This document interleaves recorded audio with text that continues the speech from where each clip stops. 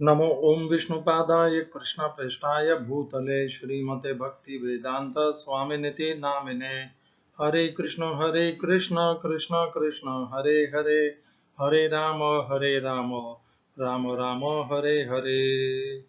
हरे कृष्णा। श्रील ऐसी भक्ति वेदांत स्वामी प्रभुपाद की जय। आचार्य महात्मा गांधी जी की जय। भगवद गीता 2020 में आपका स्वागत है। आज हम चर्चा करेंगे तीसरे अध्याय के 6ठे श्लोक की। इस चर्चा को प्रारंभ करें इसके पहले इससे जो संबंधित कड़ी है तीसरे अध्याय का 5वां श्लोक उसका पुनर्कथन कर लेते हैं। इस श्लोक में हमने देखा तीसरे अध्याय के 5वें श्लोक में न ही कश्चित क्षणमपि जातु तिष्ठत्य अकर्मकृत कार्यते यवशक कर्म सर्व प्रकृति जैर्गुणैः। हिंदी अनुवाद गीता यथारूप श्रील प्रभुपाद। प्रत्येक व्यक्ति को प्रकृति से अर्जित गुणों के अनुसार विवश होकर कर्म करना पड़ता है, अतः कोई भी क्षण भर के लिए भी बिना कर्म किए नहीं रह सकता। न ही कश्चित क्षणमपि जातु तिष्ठत् अकर्मकृत। एक क्षण के लिए भी कोई भी मनुष्य कर्म किए बिना नहीं रह सकता। सभी कार्य करते हैं कर्म यवश प्रकृति के द्वारा विवश होकर के, सब प्रकृति के गुणों द्वारा विवश होकर के। यह भगवान ने अर्जुन को उसके उत्तर के संदर्भ में दिया। अर्जुन सोच रहे थे कि वे कर्मों को त्याग देंगे, अपने स्वधर्म अर्थात इस घोर युद्ध को त्याग करके संन्यास ग्रहण कर लेंगे। तब भगवान उन्हें कहते हैं कि यह कभी भी संभव नहीं हो पाएगा। क्योंकि ऐसा कभी हो नहीं सकता है कि मनुष्य अपने समस्त कार्यों से निवृत्त होकर के स्थिर हो जाए, अकर्म में स्थिर हो जाए। यह संभव ही नहीं है, क्योंकि मनुष्य प्रकृति के गुणों द्वारा किसी न किसी कर्म में सदैव नियोजित किया ही जाएगा। तो अर्जुन भी यदि वे संन्यास भी ग्रहण कर लेंगे, तब भी कोई न कोई कारणवश स्वभाववश प्रकृति के गुणों द्वारा, स्वभाव के द्वारा वह कर्म में नियोजित हो ही जाएंगे। तो उसी संदर्भ में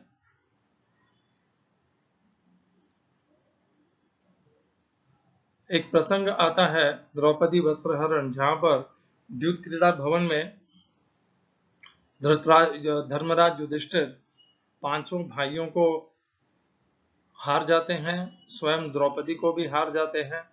और तब जब अश्लील शब्द कर्ण तथा दुर्योधन प्रयोग करते हैं, तब पांचों भाई स्वभावतः उग्र हो जाते हैं और उग्र होकर के वे उनके दास होते हैं दुर्योधन के। तब भी वह शपथ ग्रहण कर लेते हैं। किस चीज की शपथ?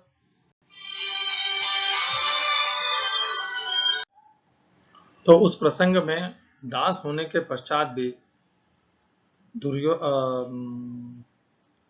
पांडुपुत्र भीम प्रतिज्ञा लेते हैं कि वे दुर्योधन की जंघा को तोड़ देंगे और दुशासन की छाती का लहू पिएंगे। और अर्जुन भी प्रतिज्ञा लेते हैं इसी प्रकार कि वे कर्ण को ध्वस्त कर देंगे। तो इसी प्रकार हमारे स्वभाव के कारण हम विवश हो करके कर्म में प्रवृत्त हो ही जाते हैं। वह उनका स्वभाव था, क्योंकि वे क्षत्रिय थे और एक भयंकर अधर्म तथा अन्याय हुआ था उनके स्वयं के साथ तथा उनकी उपस्थिति में। इसलिए उनका जो क्षत्रिय धर्म था, स्वभाव था, वह उन्हें विवश करके उन्हें इस प्रतिज्ञा को लेने पर विवश कर देता है। इसी प्रकार अर्जुन विचार कर रहे हैं और पक्ष में भी हैं कि वे युद्ध को, इस घोर युद्ध को त्याग दें, संन्यास को स्वीकार कर लें, परंतु अर्जुन का स्वभाव उन्हें विवश कर देगा घोर युद्ध में या कर्म में प्रवृत्त होने के लिए। यही भगवान तीसरे अध्याय के 5वें श्लोक में कहते हैं कि प्रकृति के गुण जो हैं, उनसे जो स्वभाव उत्पन्न होता है वह इतना बलशाली तथा प्रभावशाली है कि वह मनुष्य को कर्म में प्रवृत्त नियोजित कर ही देता है। वह भले कर्म न भी करना चाहे, तब भी प्रकृति के गुण उसे कर्म में डाल देते हैं। अब इसी से अगला चरण भगवान इसी बात को और आगे बढ़ाते हैं। यदि कोई मनुष्य कर्मेंद्रियाणि संयम्य य आस्ते मनसा स्मरन् इंद्रियार्थान विमूढ़ आत्मा मिथ्याचारस्य उच्यते। हिंदी अनुवाद गीता यथारूप श्रील प्रभुपाद। जो कर्मेंद्रियों को वश में तो करता है, किंतु जिसका मन इंद्रिय विषयों का चिंतन करता रहता है, वह निश्चित रूप से स्वयं को धोखा देता है और मिथ्याचारी कहलाता है। English translation Gita as it is Swami Prabhupada. One who restrains the senses and organs of action, but whose mind dwells on sense objects, certainly deludes himself and is called a pretender. इस श्लोक में प्रयोग किए गए संस्कृत शब्दों के अर्थ हैं कर्मेंद्रियाणि, कर्म इंद्रियाणि, 5 कर्मेंद्रियों को संयम्य वश में करके, यह जो आस्ते रहता है, मनसा मन से, स्मरण सोचता हुआ, उन विषयों का चिंतन करता हुआ, इंद्रियार्थान इंद्रिय के अर्थों के विषय में, दंभी उसका अनुवाद सही नहीं है, वहां पे होना चाहिए इंद्रिय के विषयों से, अर्थान इंद्रिय के विषयों। विमूढ़ आत्मा, यह भी विमूढ़ आत्मा का यहाँ पर उत्तर नहीं दिया है गीता यथारूप में, उत्तर नहीं, अनुवाद नहीं दिया है। उसका मीनिंग है जो मोहित हुआ रहता है, डेल्यूटेड रहता है, इंग्लिश में जिसे कहते हैं। विमूढ़ यानी मूर्ख रहता है इंद्रियों के प्रबलता के कारण। मिथ्याचार उसे दंभी, उसे असत्य आचरण करने वाला, सह वह दंभी।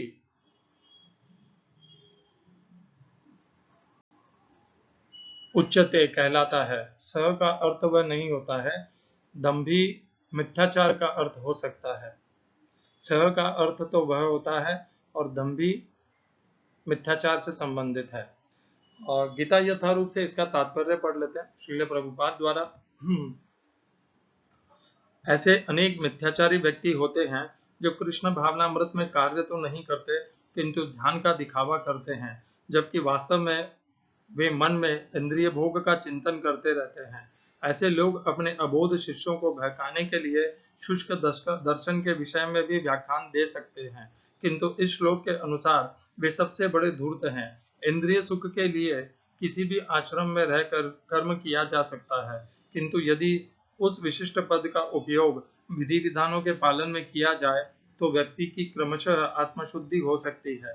किंतु जो अपने को योगी बताते हुए इंद्रिय तृप्ति के विषयों की खोज में लगा रहता है, वह सबसे बड़ा धूर्त है। भले ही वह कभी कभी दर्शन का उपदेश क्यों न दे, उसका ज्ञान व्यर्थ है, क्योंकि ऐसे पापी पुरुष के ज्ञान के सारे फल भगवान की माया द्वारा हर लिए जाते हैं। ऐसे धूर्त का चित्त सदैव अशुद्ध रहता है, अतएव उसके यौगिक ध्यान का कोई अर्थ नहीं होता। ओम अज्ञानतिमिरन्धस्य ज्ञानाञ्जनशलाकया चक्षुरुन्मीलितं येन तस्मै श्रीगुरुवे नमः। एकं शास्त्रं देवकीपुत्र गीतम्, एको देवो देवकीपुत्र एव, एको मन्त्रस्तस्य नामानि यानि, कर्माप्येकं तस्य देवस्य सेवा। हरे कृष्णा। भगवान ने पिछले श्लोक में जहां पे हमें छोड़ा था, अब उसी के आगे भगवान बढ़ रहे हैं। भगवान कहते हैं कर्मेंद्रियाणि संयम्य। सबसे पहले तो हमें यह जानना होगा कि कर्मेंद्रियां क्या होती हैं। तो मनुष्य की 5 ज्ञानेंद्रियां होती है, जिससे वह ज्ञान अर्जित करता है, अर्थात बोध करता है, और 5 कर्मेंद्रियां जिसके द्वारा वह कर्म करता है। चूंकि वह कर्म करता है इसलिए उन्हें कर्मेंद्रिय कहा जाता है, और चूंकि जिन इंद्रियों के माध्यम से वह ज्ञान अर्जित करता है या बोध करता है, उन्हें ज्ञान इंद्रिय कहा जाता है। ज्ञानेंद्रियां कौन कौन सी हैं?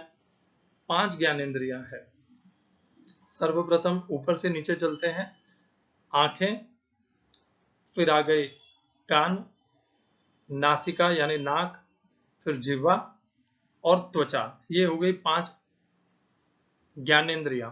इनके द्वारा हम ज्ञान का या बोध करते हैं। आंखों से देखते हैं, कानों से सुनते हैं, नाक से सूंघते हैं, त्वचा से वाणी से, जिह्वा से स्वाद ग्रहण करते हैं, और त्वचा से स्पर्श ग्रहण करते हैं। तो जिससे हम ग्रहण करते हैं और अंदर लेते हैं, ज्ञान को लेते हैं या ग्रहण करते हैं, वे हैं ज्ञानेंद्रियां।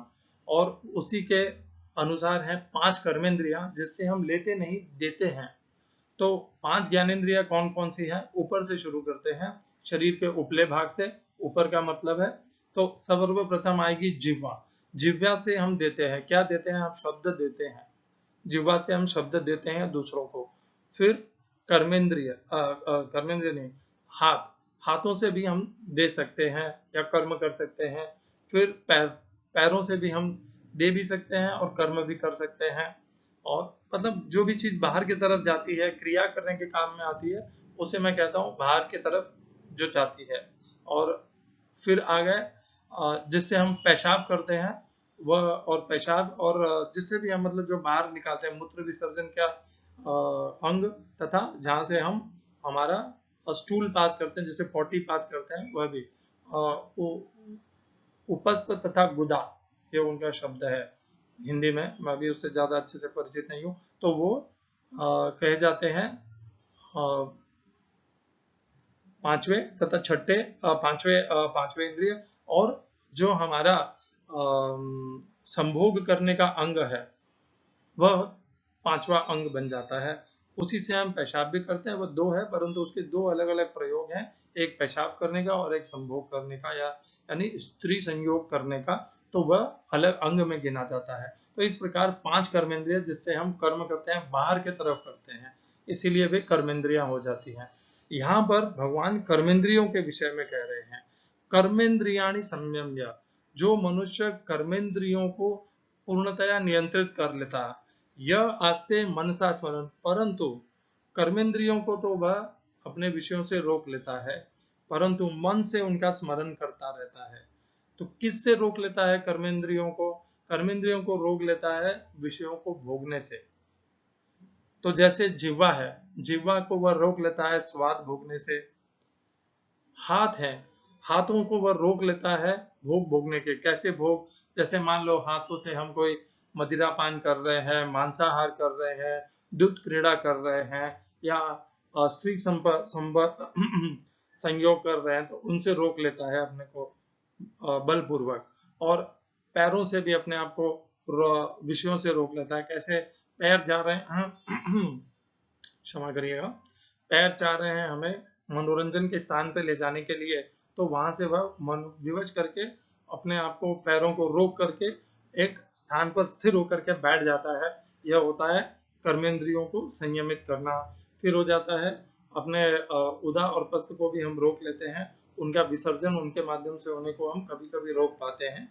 और आखिरी में स्त्री के संयोग से, संभोग से, जो हमारा अंग काम में आता है, उससे भी हम नियंत्रित कर लेते हैं और तुरंत जल्द से प्रयत्न करते रहते हैं कि हम स्त्री के प्रति आकर्षित ना हो और उसके कारण उद्वेग को प्राप्त ना हो। तो इस प्रकार हम जबरन बलपूर्वक अपने कर्मेंद्रियों को नियंत्रित करने का प्रयत्न करते हैं, परंतु यह बाहरी नियंत्रण है। मन में अभी मनसा स्मरण, यह आस्ते मनसा स्मरण, मन में अभी इन्हीं समस्त विषय भोगों के प्रति अत्यधिक राग और द्वेष है, और इसीलिए मन उनके प्रति आकर्षित होता है और वह मन से उनका स्मरण करता रहता है, क्योंकि मन के अंदर अभी उसके राग और द्वेष है उन विषयों के प्रति। वह तो जबरन कर रहा है। इसमें ध्यान का कोई संबंध नहीं है कि केवल ध्यान करने वाले ऐसा करते हैं, ऐसा नहीं है। जो भी मनुष्य अभ्यास करता है उसके सभी से यह गलती होती है। इसमें भी दो श्रेणी के मनुष्य होते हैं, साधक होते हैं। एक जो दृढ़ साधक होते हैं, परंतु प्रारंभ में उनसे इस प्रकार का मन वश में नहीं होता है, क्योंकि मन को वश करना आसान नहीं है, सरल नहीं है। और दूसरे होते हैं जो मन को वश करना या साधना करना ही नहीं चाहते, केवल एक स्वांग और दिखावा करना चाहते हैं। यह श्लोक ज्यादातर उन्हीं से संबंधित है जो केवल एक स्वांग करना चाहते हैं कि मैंने मन को वश में कर लिया है, इंद्रियों को वश में कर लिया है, इंद्रियों को मन वश में करके मैं नियंत्रित पुरुष हो गया हूँ, सिद्ध पुरुष हो गया हूँ। यह उन्हीं के लिए है कि वे ढोंगी हैं, वे मिथ्याचारी हैं। जो साधक है वो तो ऐसा कभी कहेगा भी नहीं, वह इस प्रकार का स्वांग भी नहीं करेगा। वो तो सत्य कहेगा कि भाई कभी कभी मन हो जाता है नियंत्रित और कभी कभी नहीं भी होता है, और बड़े बड़े लोगों का नहीं होता है, बड़े बड़े ऋषि मुनियों का नहीं होता है। और यदि किसी का मन सदैव के लिए नियंत्रित हो पाता है तो वह तो सिद्ध पुरुष है, महात्मा है, महापुरुष है। उसके लिए तो क्या कहें, उसके लिए तो बारंबार नमन है। और वह तो बहुत उंगलियों पर गिनने जितने ऐसे मनुष्य होंगे इस धरती पर। एक थे आचार्य महात्मा गांधी जी, जिन्होंने ये प्रमाणित करके दिखाया कि उनकी मन और इंद्रियां उनके पूर्ण वश में है। तो यहाँ पर था, भगवान ने अर्जुन को यह संदर्भ क्यों दिया, पिछले श्लोक से इसका क्या संदर्भ है कि अर्जुन कहना चाह रहे थे पिछले श्लोक में कि मैं संन्यास ले लूंगा। नहीं, भगवान ने अर्जुन को कहा यदि तुम संन्यास भी ले लोगे तो भी तुम यदि समझ रहे हो कि इस प्रकार कर्म को त्याग देने से तुम कर्म के फलों से मुक्त हो जाओगे, तो ऐसा नहीं होगा। और अब भगवान उसी कड़ी को आगे ले जाते हैं कि जब तुम संन्यास ले भी लोगे तो वह एक तरह से तुम जबरन अपने इंद्रियों को वश में करने का प्रयत्न करोगे। मन से तुम इस घोर युद्ध का, इस युद्ध में होने वाले अधर्म और अन्याय का चिंतन करते रहोगे। तुम्हारे अंदर जो भीषण आग जल रही है, तुम्हारे अंदर जो प्रतिशोध की भावना जल रही है, वह खत्म नहीं होगी, वह समाप्त नहीं होगी। और उसी के कारण तुम मन से उन्हीं का स्मरण करते रहोगे, इस युद्ध का चिंतन करते रहोगे। और इस प्रकार तुम एक विमूढ़ के भांति मिथ्याचारी कहलाओगे, क्योंकि ना तो तुम संन्यास को अच्छे से ग्रहण कर पाओगे और ना अपने कर्म को पूर्णतया कर पाओगे। तो इस प्रकार भगवान इस श्लोक के माध्यम से अर्जुन को ज्ञान और उपदेश दे रहे हैं कि अर्जुन को संन्यास का मार्ग उसके लिए उचित नहीं है, न ही हमारे लिए भी है। हमारे जीवन में जब इस प्रकार का संयोग आता है, परिस्थिति आती है, तब हमें वहां से भाग करके नहीं जाना चाहिए। हमें अपने आपको सन्यासी कह करके कि मैं इन सब से क्या है मेरा लेना देना, यह तो उन लोगों का झगड़ा है, मैं उनमें से नहीं हूँ, अपने आप को तटस्थ करने से नहीं होगा। यदि धर्म ने, स्वधर्म ने बुलाया है, परिस्थिति आई है, तो स्वधर्म को निभाना ही हमारा काम है। पीछे से अपना मत प्रकट करना, अपने आप को सहयोग देना वह नहीं है। उस समय वहां पर परिस्थिति में अपना कर्म करना, अपना, यह हमारा क्षेत्र है और यही हमारा अधिकार है, यही हमारा उत्तरदायित्व है। इसी से संबंधित एक और श्लोक है 18वें अध्याय के 15वां श्लोक। इससे हम क्या जानेंगे कि मनुष्य किन किन इंद्रियों के द्वारा कर्म करता है। शरीर वांग मनोभिर्यत कर्म प्रारभते नरः न्यायम व विपरीतम व पंचैते तस्य हेतवः। हिंदी अनुवाद गीता यथारूप श्रील प्रभुपाद। मनुष्य अपने शरीर, मतलब मनुष्य अपने काया से, मन अथवा वाणी से जो भी उचित या अनुचित कर्म करता है, वह इन 5 कारणों के फल स्वरूप होता है। यह इसका एक और अर्थ, इसका और सरल अर्थ निकाल लेते हैं। शरीर वांग मनो भीर्यत कर्म प्रारभते नरः। तो जो मनुष्य है वह 3 माध्यम से कर्म करता है। अपनी काया से, मनुष्य की काया से, दूसरा अपनी जिह्वा के द्वारा, तू चोर है, हमने उसके प्रति एक आक्रामक व्यवहार कर लिया, मारा नहीं उसे, कोई अस्त्र शस्त्र नहीं मारा उसे, परंतु हमारा वाणी ही एक शस्त्र का काम कर गई, तो वाणी से भी हम कर्म करते हैं। और तीसरा मन से हम कर्म करते हैं। मन से हम उसके प्रति बुरा सोचते रहते हैं कि उसका बुरा हो जाए, वो नर्क को चला जाए, उसने मेरा ये कर दिया, उसने मेरा ये छीन लिया। मन से भी हम इस प्रकार लोगों के प्रति भावना रखते हैं। और इन तीनों प्रकार के जब हम कर्म करते हैं तो इनके, वे भले धर्म, या तो वे धर्म के अनुकूल होंगे या प्रतिकूल होंगे। और जो भी, यदि वे धर्म के अनुकूल हुए तो हमें अनुकूल का फल मिलेगा, और यदि वे धर्म के प्रतिकूल हुए तो हमें तीनों का फल मिलेगा। यही गीता का निर्णय है। कैसे मिलेगा? क्योंकि बहुत, ये यहाँ पर विषय बहुत अच्छे से निकालता हूँ कि शरीर से हम कर्म करते हैं तब तो हम मानते ही हैं कि हमें फल मिलेगा, और हमारा जो कानूनी व्यवस्था है वह भी उसी प्रकार से बनी हुई है। जब हम वाणी से कर्म करते हैं तब भी हम मानते हैं कि हमें फल मिलेगा। जब हम किसी का बुरा कहते हैं, किसी की निंदा करते हैं, तो हम मानते हैं, धर्म भी कहता है कि निंदा करता है तो उसको फल भुगतना पड़ता है, निंदा पाप है। और हमारे कानूनी व्यवस्था में भी डिफेमेशन नाम का एक तो वाणी से भी जब हम इस प्रकार का प्रयोग करते हैं तब हमें उसका कर्म भुगतना ही पड़ता है। कानूनी व्यवस्था में डिफेमेशन नाम का एक सेक्शन है, जिसमें जब हम वाणी से किसी के प्रति निंदनीय निंदा वाले शब्द या वाक्य प्रयोग करते हैं तो हमें उसका भुगतान करना पड़ता है, हम अपराधी बन जाते हैं। अब मन से कैसे करते हैं तब अपराधी बनते हैं? मन से जब हम किसी के बारे में बुरा सोचते हैं तब हमें उसका फल भुगतना पड़ता है, हमारा स्वभाव खराब हो जाता है और स्वभाव के कारण फिर हमें फल भुगतना पड़ता है। यह प्रत्यक्ष नहीं दिखता है, यह हमारी कानूनी व्यवस्था में भी नहीं है, परंतु धर्म के अनुकूल धर्म में यह है कि जब मनुष्य मन से भी, आप देखिए सारा ये जो भगवत गीता का खेला है यह मन का ही तो खेला है। भगवान बार बार कहते हैं, क्या कहते हैं, दूसरे अध्याय से भगवान कह रहे हैं कि अपनी प्रज्ञा को स्थिर कर। प्रज्ञा को स्थिर करने के लिए क्या करना होगा? मन से इंद्रियों को विषयों से हटाना होगा और मन और इंद्रियों को कहाँ लगाना होगा? कर्मयोग तथा भक्ति योग में। तो सारा केंद्र बिंदु क्या है? मन है। और यदि हम मन से व्यभिचार करेंगे या गलत कर्म करेंगे, कोई भी कर्म करेंगे तो उसके फल तो हमें भुगतने ही पड़ेंगे। हमारा जो ये मार्ग है, हमारा जो स्वभाव है वह परिवर्तित होता जाएगा।